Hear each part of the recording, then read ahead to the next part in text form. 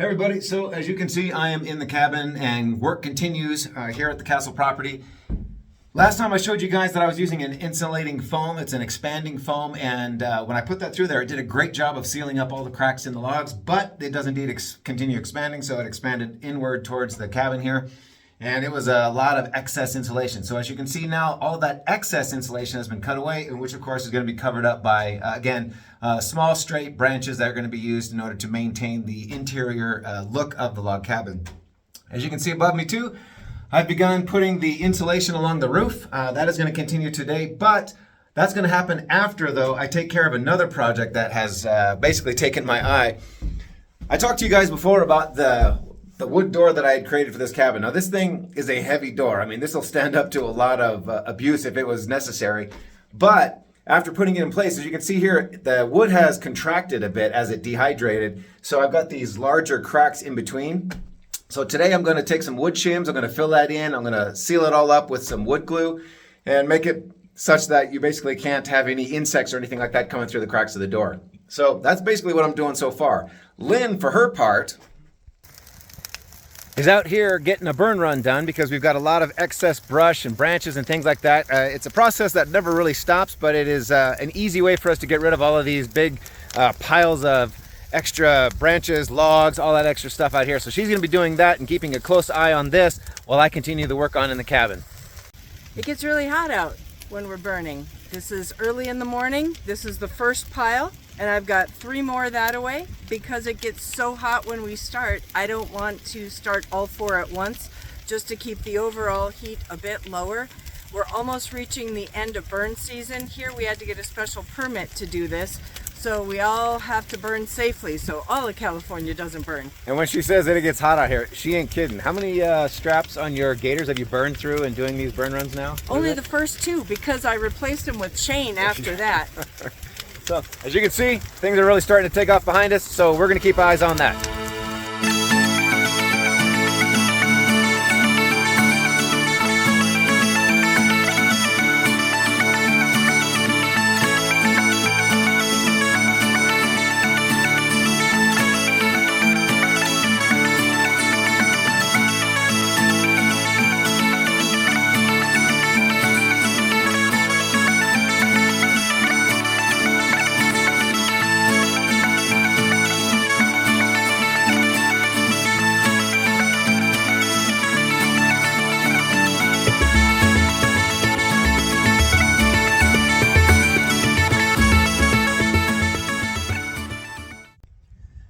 Hey everybody, so one of the projects that I just finished, and I got to show this off because this is the first one I've ever done, and I think it actually didn't turn out too badly.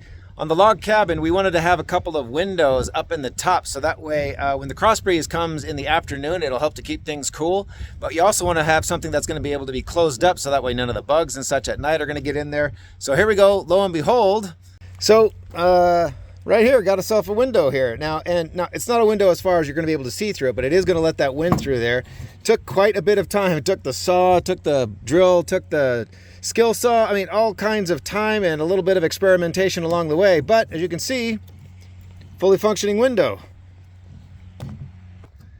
3 more to go. Hey, so here concludes another weekend at the castle property.